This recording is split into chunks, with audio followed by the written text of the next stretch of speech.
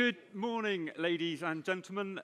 Welcome to the 2024 CWCT AGM and members meeting. It's fantastic to see so many of you here today to hear what we have to say.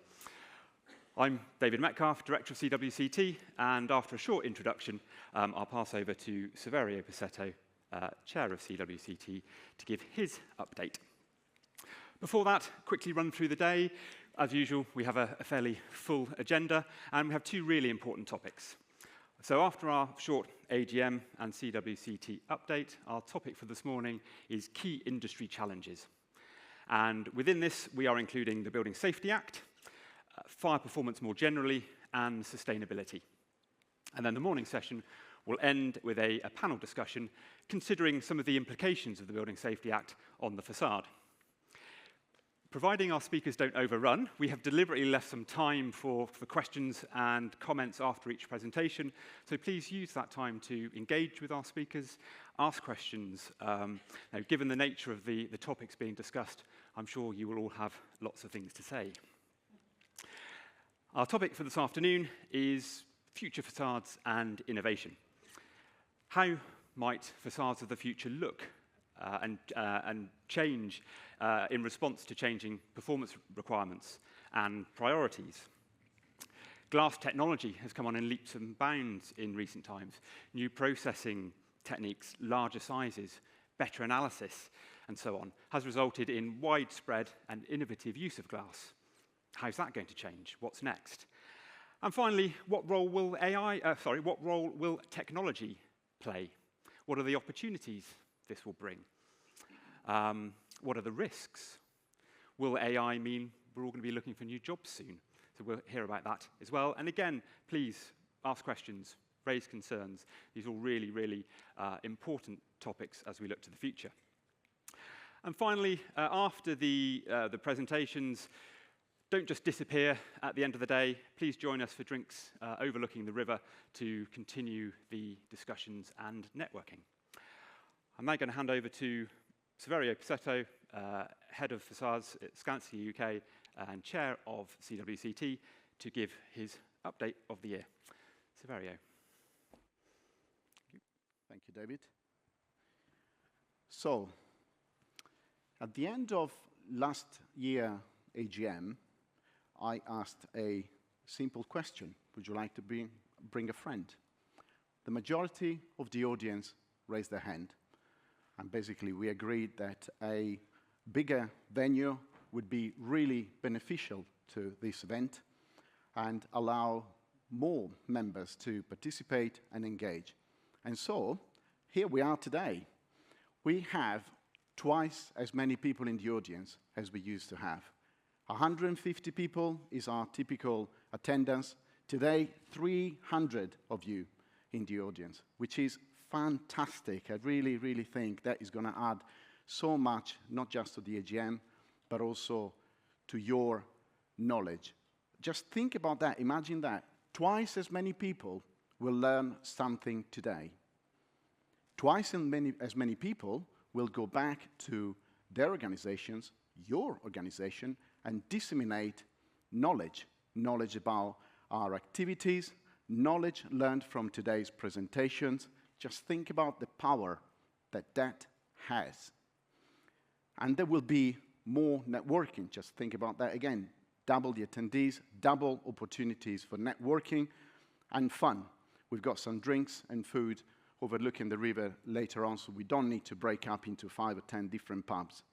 Not we didn't like that anyway. We did enjoy it. So, I welcome you. Welcome to the 2024 CWCT AGM. As David said, I'm Saverio Pasetto. I'm Head of Facade at Skanska. I'm the Chairman of the CWCT, of which I'm also a Company Director. And I do that alongside Clive Birch, who co-founded Bureau 4. I don't know if Clive is in the audience. He's not here today. And he's been serving on the board for some 25 years. Alan Bunting, he's Head of Development Delivery at British Land. He is in the audience. Alan, where are you? He's up there, a bit shy in the back. And Richard White. Richard is our Finance Director, and unfortunately, he couldn't be here today. Sadly, I regret to inform you that our former chairman, the great Jeff Mann, passed early in the year. If you had a chance to meet up with him once, you will never forget that. He was so fun to work with. He was a larger-than-life character. He guided the CWCT for a quarter of a century, and I can assure you he will be missed by many, not just in this networking, but also in the industry as a whole. So, how's the CWC doing financially? I'm not going to share slides with numbers. We're doing good. Thanks for your support. We are in a good financial position, as you will see from the papers that we have handed over before with the invitations. Have a look at them. We put some pie charts in there so that you can see where the money that comes in is spent and what funds we need to run the business.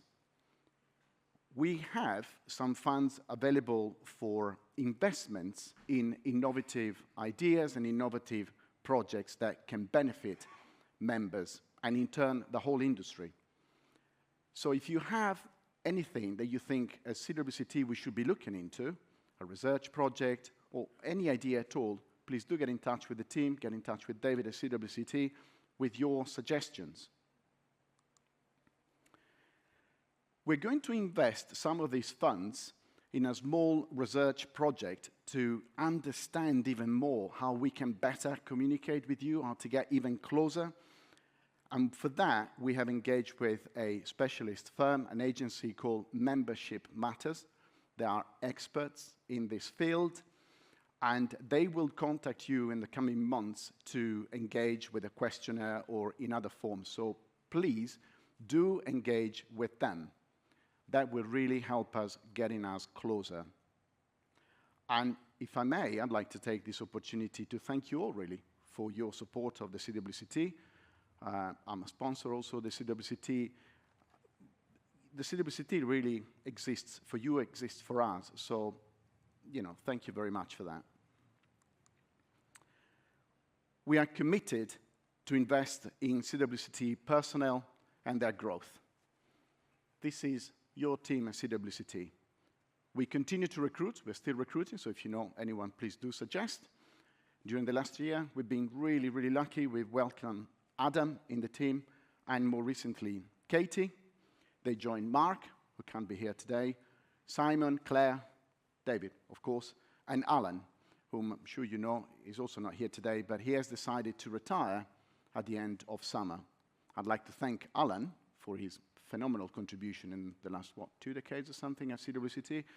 But more importantly, I'd like to thank them all, and I would like you to put your hands together and give them a round of applause, please. Thank you.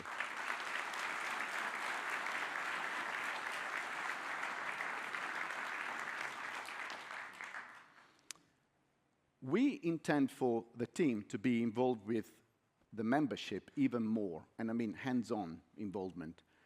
And what I mean by that is them attending your premises to provide technical support if it is required, working with you, next to you, but also have hands-on experience. And I'm talking about, put them on the shop floor if needed so that they can see how things come together. I think that would be extremely important. We can second them to your premises as well. In that way, they will really understand hands-on how you deal with the challenges of day-to-day facade engineering. And we also want to do the other way around, vice versa. So if you have any young resource in your team, doesn't necessarily need to be young actually, that you want to second to CWCT to provide experience whilst at the same time learn and provide support, please do get in touch with the team. We will accommodate that. And this is important because it is aligned with our focus on competency. The whole industry is focusing on competency. We need to train the industry. CWCT train the industry. One of the challenges that we have is that we need to train the trainers. And getting direct engagement in this way will really help bringing the two parties together and in turn move the industry forward. David will tell you a bit more about our focus, our continuous focus on sustainability, Building Safety Act, and fire. Those are the themes of this morning's presentation. Those are the current challenges, and we're going to look into them in more detail. They are the theme of this morning's presentation, so you will walk away with plenty of knowledge on that.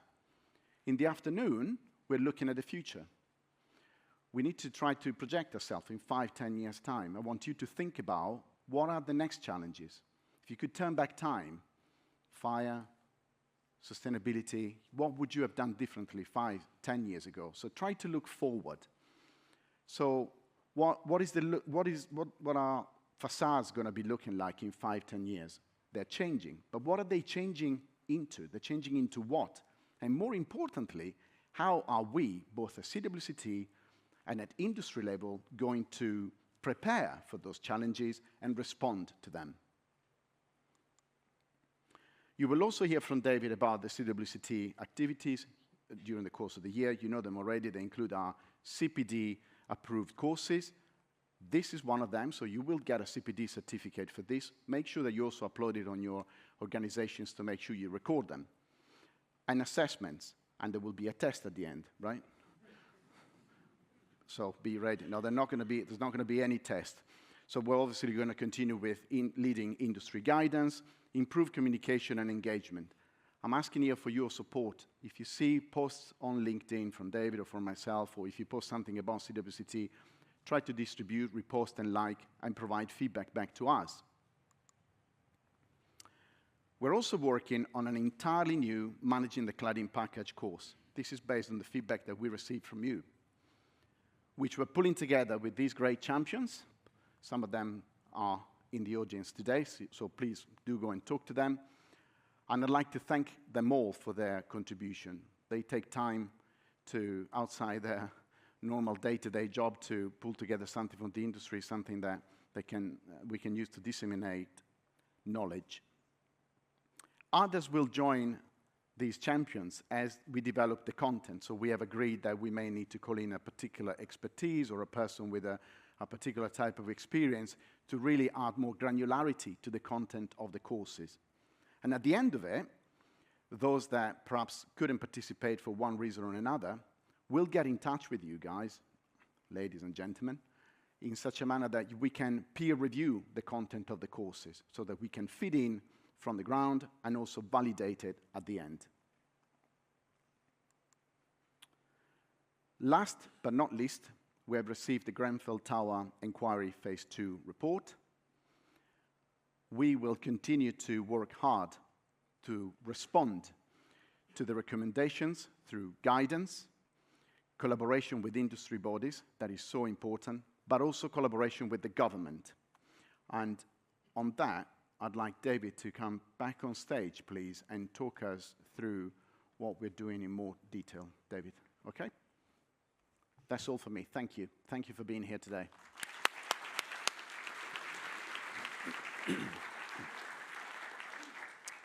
Thanks, Saverio. So, yeah, as you know, the Grenfell Tower Phase 2 report was published recently, and it makes for uncomfortable reading. It highlights a broken system, one that needs to change, and one that is changing for the better, but that is clearly going to take time, and there is a lot to do. The report makes lots of recommendations. They will take time to implement. They clearly show the direction of travel that we all need to take. And whilst it is a difficult read, everybody should read it and should reflect on the findings. As you know, I was interviewed by the inquiry a couple of years ago in relation to CWCT activities, and in relation to that, I'm pleased with the conclusions given in the final report, if I can say that. It highlights the efforts that we went to try and clarify the situation with regard to combustible materials, and concludes our warnings were largely ignored, and in fact we were misled by some people. It also refers to the body of guidance that we had and have published on fire performance, but again, this was ignored or not known about by those responsible for the design of the cladding system. However, there are, of course, lessons for everybody to learn, including us, And I think as far as we're concerned, one of the lessons is about better communication. It's so important that people know about all of the guidance that is available, and obviously that they are competent enough to understand it. This is partly why we have the news section on our website that I'll talk about shortly. It's a great way for us to communicate with you what we are doing. That communication and engagement is really, really important. So we obviously want as many people as possible to be aware of the work that we do. But we can only do so much. So you also have a responsibility to make sure that important information is shared within your organizations. Don't keep it to yourself. We all know people who do that. Don't be one of those people. Everybody needs to know. So this is what I'd like you to do, please. Sign up to the latest news section of the website. You get a monthly summary of what's going on. Please tell colleagues to do the same. And so we use this section to give updates on our activities and also to share key industry information with you as well. Please follow me on LinkedIn. And as Saverio said, like, repost, comment on, and share relevant posts that are made. And finally, and really importantly, please ensure we have your correct details. Each year, we send out a confirmation of records form with your subscription invoice. Please update that if anything has changed. You can also add additional people to the mailing list, so they will receive emails from us and so on. Really important, as I will mention again shortly. So, on to a more general update of CWCT activities, and as usual, starting with membership. And again, just to reiterate what Saverio said, thank you all for your continued support of the work that we do. The membership currently stands at 384, which is fantastic and really encouraging. And yeah, just to pick up on the point I made earlier, you'll see there that nearly a quarter of our membership is unknown. And by that we mean the member company has not fully completed their confirmation of records form, and therefore we don't really know. We could guess, but we don't really know what you do, what category you fit into. Are you a contractor, a consultant, a manufacturer, whatever? And obviously, that's not good for anybody. You won't appear on the correct section of the website, and yeah, we don't want unknown people, organizations within the membership. I'm sure it doesn't apply to anybody here, but if it does, when you receive your next confirmation of records form, please make sure it's completed, make sure all of the information is included, send it back to us, and hopefully next year that unknown quarter will be less. Hopefully nothing, but maybe that's a bit optimistic. As always, it's only right that I also recognise the additional support and input of our sponsors and directors, so thank you all for your continued efforts this year.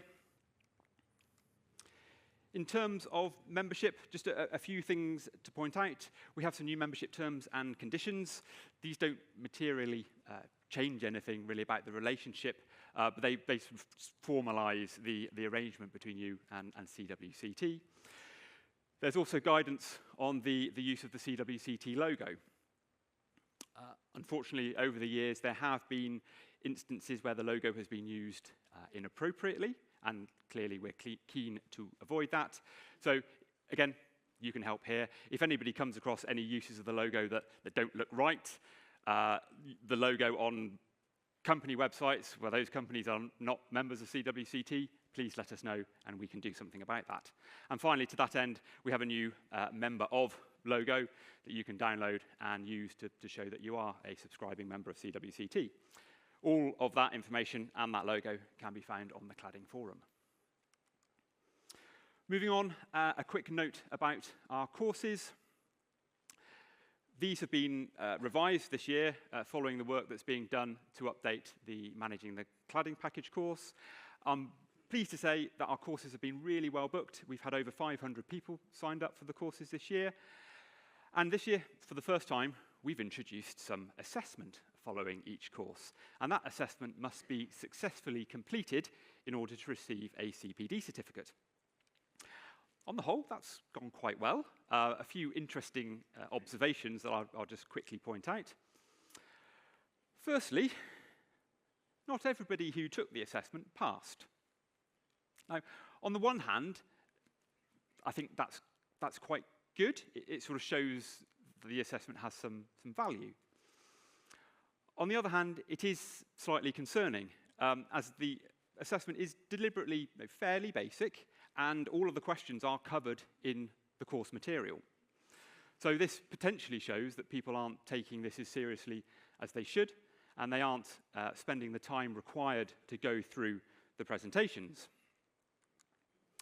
Another point to note is that not everybody who signs up for the courses took the assessment. So the results shown up here are for our fire course, so clearly a really important subject. We had 123 people sign up. Only 100 people took the assessment. It says 102 there. 2 of those results are actually me just testing the system, and you'll be pleased to know that I did pass, which was a relief. And again, as you can see, just over 20% failed. Again, another good reason to have the assessment that must be completed. You can no longer just turn up and get the credit. You have to demonstrate some understanding. And we need to take the idea of CPD more seriously. As I introduced this year, I think it's gone well. We will continue to develop this for future courses. That takes me nicely on to fire. And at this event last year, if you remember, it was established that our Regulation 7.2 guidance document we published in collaboration with the SFE wasn't particularly well known outside of our usual little facade world. And this was really concerning. A consistent approach to the application of Regulation 7 is really important, and therefore we think this is a crucial document that the wider industry needs to know about. Therefore, we've tried to promote this document throughout the year. We've published articles in the RICS Built Environment Journal and UK Fire Journal. I participated in a webinar organised by the Institution of Fire Engineers and Fire Industry Association, and of course, LinkedIn as well. And I think LinkedIn can be particularly powerful here. And again, you can help by liking, commenting on, and reposting key information such as this. And I think this has gone well. So this second issue was published last year, and it's now been downloaded over 1,800 times. So we are slowly getting the message out. I mentioned the SFE on the previous slide, and I should just briefly highlight the importance of the Society of Facade Engineering here. The Society turned 20 this year, which is fantastic. And in light of Grenfell, I think the Society is more important now than ever in terms of promotion of facade engineering and clearly of competence. Despite everything that CWCT and the SFE do, we are still relatively unknown, especially to the powers that be, and we want to change that. Despite being around for 20 years, the SFE still has fewer than 250 members and members and fellows. Again, we're keen to change that. So please go to the SFE website, fill out the application, join the society, and help try and make a difference. As usual, I'm running out of time. Moving on to technical notes. Since we last met, we've published our 2 remaining technical notes in our thermal series. And to promote these technical notes, we organised a webinar earlier in the year to go through them, target audience, scope, a few key takeaways, and so on. And I was really pleased that the webinar was well attended. And actually, we had some really great questions and discussion at the end. So I think it was really successful, and we intend to do this with future technical notes and publications. For those of you who couldn't attend, a recording of that webinar is available via the website. As usual, there are lots of other technical notes in progress, as you can see here. I'm just going to briefly focus on the fire-related technical notes. So the first 2 in that series will be published very soon. We had hoped they would be available by today, but we had a bit of a delay engaging with the HSE, but I'm pleased to say we have now discussed these technical notes and their content with the HSE, and we will be concluding these very shortly. So These provide an overview to the fire regulations, and then go into detail about the various different reaction to fire recommendations within approved document B. Those recommendations, when considered in isolation, are quite straightforward. When considered collectively, a lot more challenging. So we hope to be able to clarify some of that, and again, we'll be arranging a webinar soon to launch those technical notes. Other fire technical notes on curtain walls, built-up walls are progressing, along with the other technical notes that you can see here. Really quickly, our health and safety initiative that we launched last year on the website, presented in the form of questions and answers, with 6 published so far. Disappointingly, we haven't had any feedback on this. We want your opinions, both in terms of comments on the published guidance, and they can be made directly via the website, and also suggestions for other topics that you think we should cover. So please take a look at those and provide some feedback if you can. Finally, for this short update, sustainability, and I will talk a little bit more about this later on this morning. Unfortunately, he can't be here today because he's celebrating a significant birthday, but I'm pleased to say that John Downs, formerly of Lendlease, is continuing as chair of the Sustainability Committee and is the driving force behind a lot of these activities. We continue to draft guidance documents and have 2 nearing completion, looking at facade complexity and the impact this has on the accuracy of embodied carbon assessments. This is largely aimed at sustainability consultants who might be carrying out assessments at an early stage where lots of assumptions have to be made. And then we have a second document looking at the complexities of Module D.